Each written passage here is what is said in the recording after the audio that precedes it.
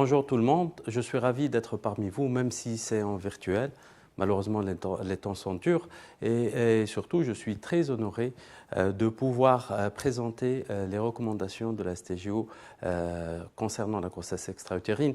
Il faut avouer que l'idée de Madame la Présidente était une idée particulièrement brillante parce que, l'air de rien, c'est une pathologie qui est à la fois complexe et fréquente, c'est une urgence. La GU n'a pas encore révélé tous ses secrets. C'est une pathologie qui est à la fois fréquente et à la fois potentiellement mortelle. C'est l'urgence et la hantise des gynécologues et des médecins, je dirais, de famille et généralistes. Elle est encore source ou cause de décès et c'est la première cause de mortalité maternelle au premier trimestre. Donc il faut vraiment et la dépister et correctement la traiter. Donc c'est ce qu'on va faire. Un retentissement ultérieur sur la fécondation et sur la fertilité et c'est pour ça qu'on a choisi ce sujet. On a choisi une certaine méthodologie de faire un état des lieux pour pouvoir donner des références tunisifiées. Et on commence par la terminologie. Je vais distinguer la grossesse de localisation indéterminée chez les patientes qui sont connues enceintes grâce au test de bêta-CG et chez qui on ne trouve pas la grossesse à l'échographie, contrairement où, je dirais, il y a aussi la grossesse extra-utérine, c'est par définition une grossesse ectopique en dehors de la cavité utérine. Elle peut être majoritairement sur la trompe, mais aussi sur l'ovaire et ailleurs. Et entre deux, il y a un certain taux de grossesse à localisation indéterminée persistant qui sont in fine des grossesses extra-utérines. Donc on revient sur pourquoi le choix de la méthodologie, parce que en fait on a choisi de faire un état des lieux pour déjà évaluer ce que nous faisons au quotidien, pour comparer ce que nous faisons aux recommandations internationales et comme ça on ne reste pas livresque, on ne copie pas ce que font les autres pour sortir des recommandations tunisiennes qui sont pratiques, pragmatiques et surtout assimilables par le médecin et le gynécologue tunisien.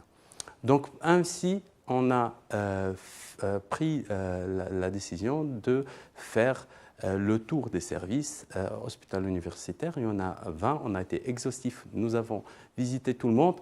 Je remercie au passage tous ceux qui m'ont aidé, Dr Rim Bouchada et surtout la résidente Inès Hafayet qui a fait en présentiel, qui a fait le tour de toute la Tunisie, en allant dans les archives pour voir les dossiers de 2019. Donc on a scruté les dossiers d'Anapat, de méthotrexate, les comptes rendus, etc. pour pouvoir être exhaustif sur tous les dossiers de GU.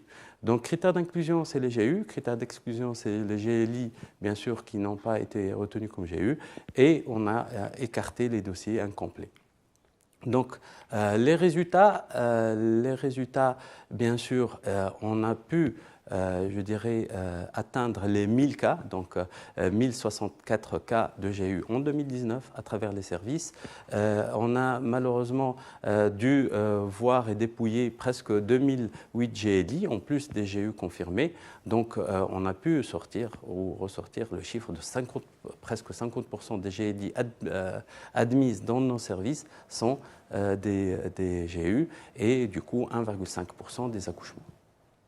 Donc une patiente sur deux parmi les GLI qui sont admises dans le service sont des GU. La moyenne d'âge, c'est l'âge de procréation, 32 ans, majoritairement des nullipares et des primipares. Donc ça, c'est sans surprise. Les antécédents, vous les avez devant vous, 10% d'antécédents de GU, 13% de chirurgie. Bien sûr, pour la chirurgie, principalement des plasties tubaires, mais aussi des appendicites. On n'a pas d'informations sur les IGH. Et pour la fertilité, certaines, bien sûr, ont subi des plasties tubaires et, et de la PMA. La contraception est dominée par le DU et les microprogestatifs, vous les voyez devant vous. Et quant aux particularités diagnostiques, c'est sans surprise. Heureusement que la majorité ont diagnostiqué dans une situation stable. Les états de choc ne concernent que 4%. La triade est présente dans 40% des cas avec l'association métrorragie, douleur pelvienne et retard des règles. Pour l'échographie, on voit que voilà, l'hématosalpinx est presque dans 70%, la grossesse embryonnée dans 11%, l'activité cardiaque positive en dehors de l'utérus dans presque 10%. Et dans la majorité, c'est un endomètre qui dépasse les 5 mm, donc relativement eutrophique à hypertrophique. Donc ça, c'est une plaque importante parce que, bien sûr, on constate que la moyenne des bêta-CG, la moyenne initiale des bêta-CG tourne autour de 1500. Par contre, quand on enlève les 5% de part et d'autre, le 5e percentile et le 95e percentile, on trouve une moyenne tronquée à 2400 unités par millilitre. Ça aura un impact sur nos recommandations. Vous voyez que la répartition des bêta-CG est presque, je dirais, plus importante avant les 2000 de bêta-CG. Et la progestéronémie n'a pas été dosée dans les différents services. Pour le traitement, c'est presque à part égale traitement chirurgical et médical, ce qui est une bonne chose. Ça contraste avec certains pays qui sont plutôt pour le traitement chirurgical. Et aussi, une fierté, 70% du traitement chirurgical est célioscopique. Donc ça, c'est une bonne chose. Mais bon, il faudra peut-être travailler sur les 30% restants, la laparotomie. Voilà la répartition méthotrexate traitement pour dire que certains sont moins convaincus du traitement médical que d'autres, mais dans l'ensemble, ça se rejoint. Même chose pour la célioscopie versus la laparotomie. Il faudra peut-être que la STGO, je dirais, aide les personnes et les services qui sont un peu en retard par rapport à la célioscopie, mais dans l'ensemble, c'est vraiment assez homogène. Par contre, pour le type de traitement chirurgical, nous sommes tous presque dans la même situation, c'est que nous privilégions le traitement radical, c'est-à-dire la salpingectomie par rapport au traitement conservateur. On verra que ce n'est pas forcément la chose à faire, mais c'est un constat. Presque 83% des chirurgies sont radicales avec une salpingectomie. Pourtant, il n'y a que 35% de GE rompus. Et si on a quand même pris la peine de scorer, d'utiliser le score de Pooley, on le détaillera tout à l'heure, et on voit que le contraste est important. Malheureusement, 96% des patientes ont un score entre 1 et 3 et du coup sont censés être, je dirais, justiciables d'un traitement conservateur. Et c'est l'inverse qui se fait, je dirais, au quotidien. Paradoxalement, il y a plus de complications dans le traitement radical. Même quand on exclut les GE rompus, on voit plus de transfusions, plus de plaies péropératoires et plus de pathologies thromboemboliques. Bien sûr, ce n'est pas statistiquement significatif, ça devra être vérifié, mais ça confirme un peu le fait que le traitement radical n'est pas forcément quelque chose d'anodin ou à prendre à la légère. Donc, pour les constatations et les indications de la laparotomie, on voit que la majorité des laparotomies ont été, je dirais, indiquées pour un hémopéritoine.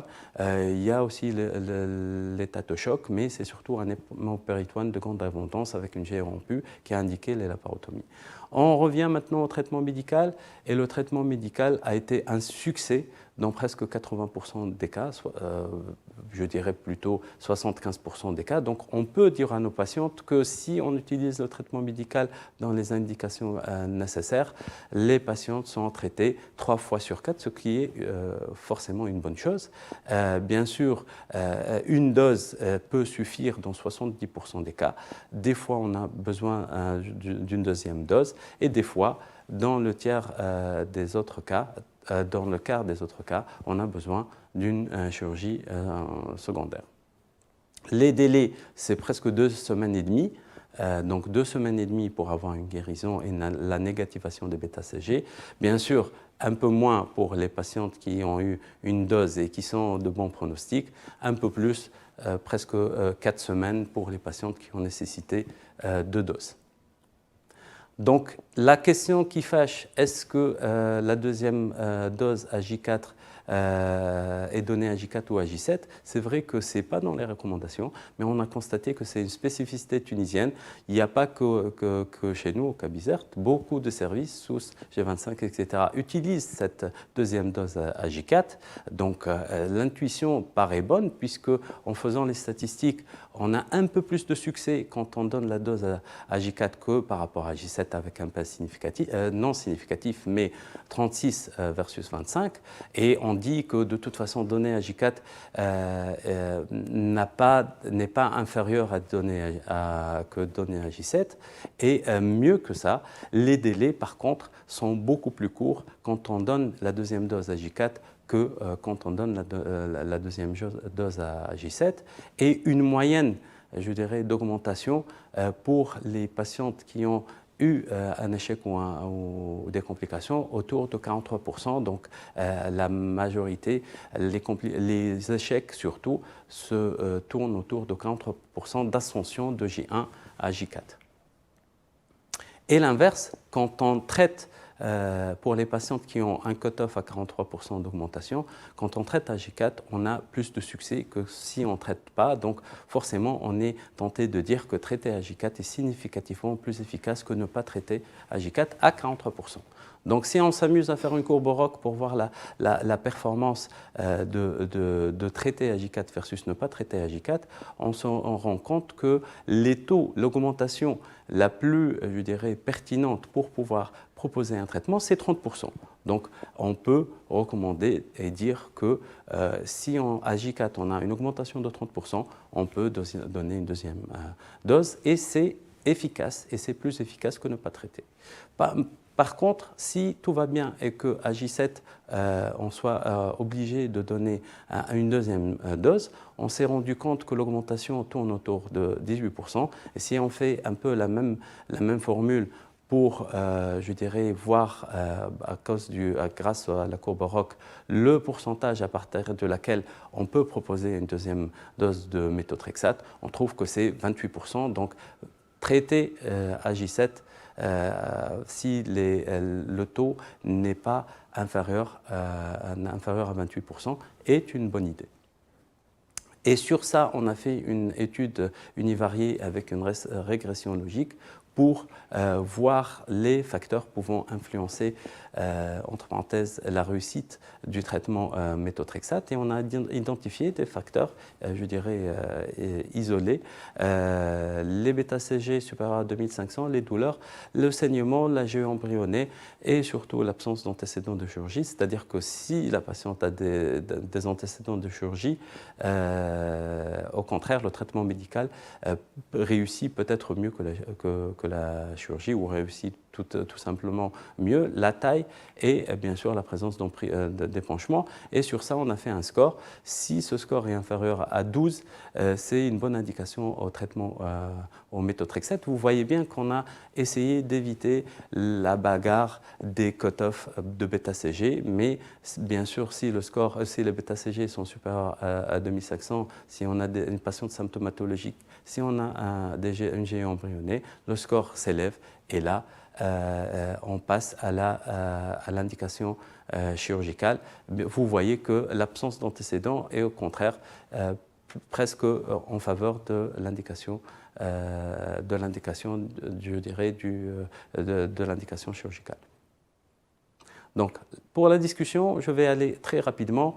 Les facteurs de risque sont connus, dominés par les IGH. Les antécédents, on en a parlé, chirurgicaux sont importants. La contraception, on dit que le DU protège contre la grossesse intra, mais pas contre la grossesse extra. La contraception en microprogestatif est connue pour être un facteur de risque classique. De même chose que pour les antécédents de GU. In fine, si on a une GLI, c'est bien de chercher ces différents facteurs de risque. Ça va nous orienter un peu vers la GU. Même chose pour le diagnostic, c'est classique. On a vu un peu la littérature tunisienne. qui parle un peu des mêmes choses, l'intérêt de chercher le retard de croissance, le retard des règles, les saignements utérins anormaux, la douleur, et le dogme reste le même chez toute patiente en âge de procréer, quelle que soit la contraception, etc. Il faudra penser à la GU si la patiente a un retard de règles, si la patiente a des douleurs, si la patiente a des métrorragies. Ça reste classique et ça ne change pas. Maintenant, pour le diagnostic, l'échographie est très utile et très importante. Le problème, c'est qu'avant les 49 jours, on a plus tendance à ne pas voir la grossesse et on est tombé dans la GLI. Les choses sont un peu meilleures pour l'après 49 jours.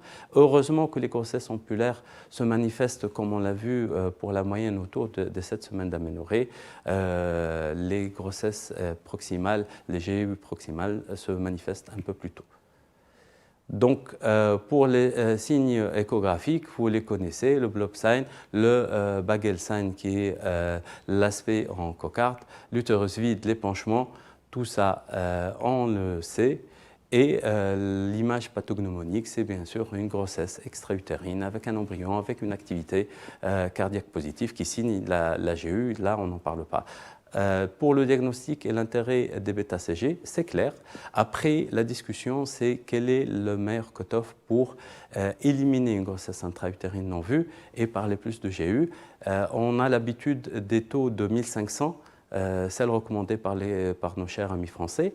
Les Américains sont beaucoup plus exigeants, ils vont jusqu'à 3500. Je pense que la SRM est un peu plus proche de nous, c'est-à-dire qu'on commence à dire que là, il y a un problème à partir de 1500 de bêta-CG, mais chez les patientes qui sont désireuses de grossesse, plutôt attendre jusqu'à 2500 pour être réellement sûr qu'on n'est pas en train de traiter une grossesse intra qui n'a pas été vue, parce que malheureusement, les patientes ne sont pas toutes égales devant leur GU. La progestéronémie n'a presque pas d'intérêt. Et pour la prise en charge, on parle surtout de l'expectative chez les patientes asymptomatiques avec des taux inférieurs à 1000. Par contre, le traitement médical est plutôt indiqué chez les patientes multi-opérées aux antécédents de syndrome adhérentiel qui ont une contre-indication à l'anesthésie ou à un échec de traitement cystoscopique. Et la chirurgie peut être proposée aux patientes qui sont désireuses de ligature de trompe et qui ont bien sûr une GU avec particulière symptomatique, avec un état de choc, une inondation péritonéale, etc.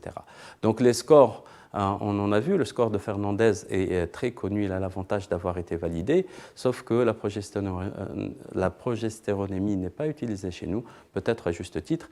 Donc il y a aussi l'autre score, celui d'Elito qui ne propose pas la progestéronémie mais propose un Doppler, donc on ne l'utilise pas au quotidien. Ces deux scores peuvent être utilisés, ont été validés et on propose à leur place un score tunisien. Si c'est inférieur à 12, c'est du métaux et c'est des choses qu'on peut chercher, je dirais, au quotidien chez tous les médecins.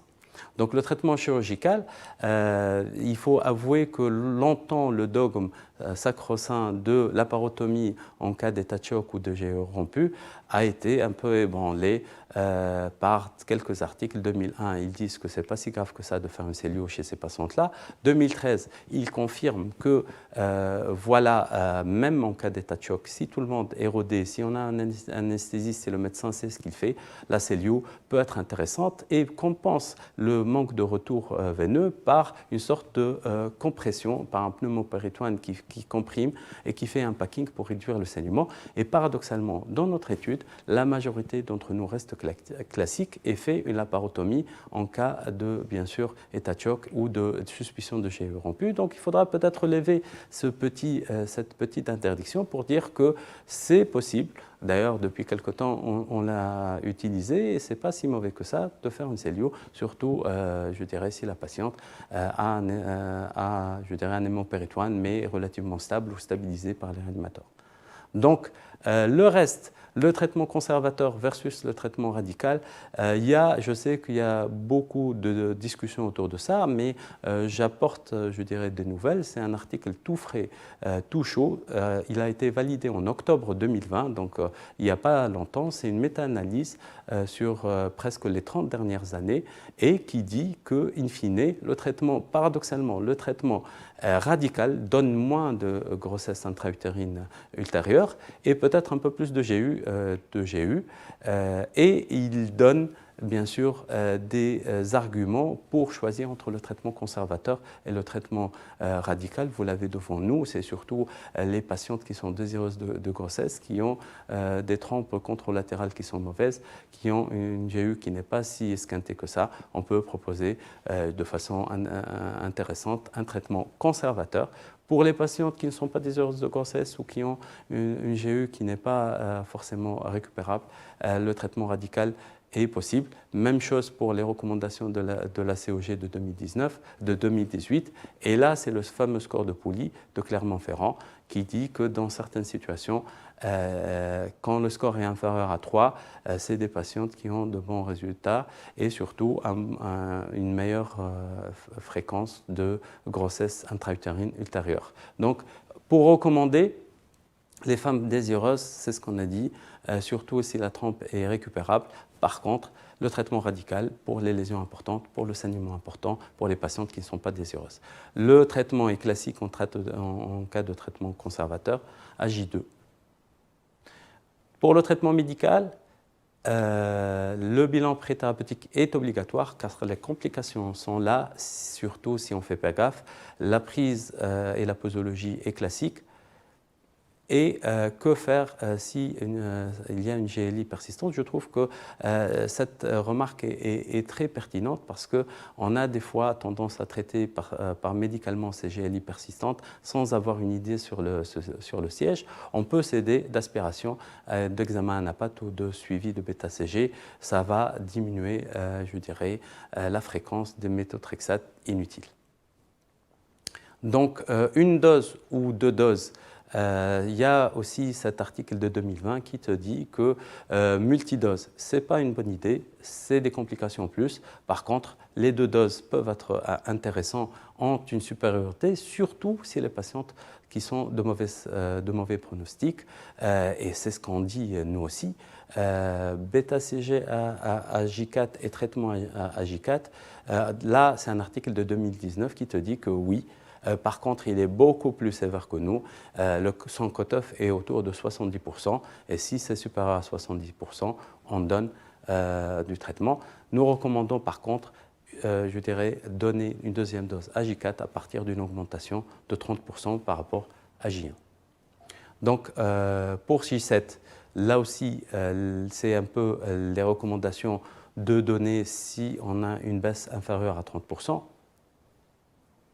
Et la progestéronémie n'a pas été retenue comme un élément important. Même chose, l'article de 2019 qui te dit que ça n'augmente pas, je dirais, la pertinence du diagnostic.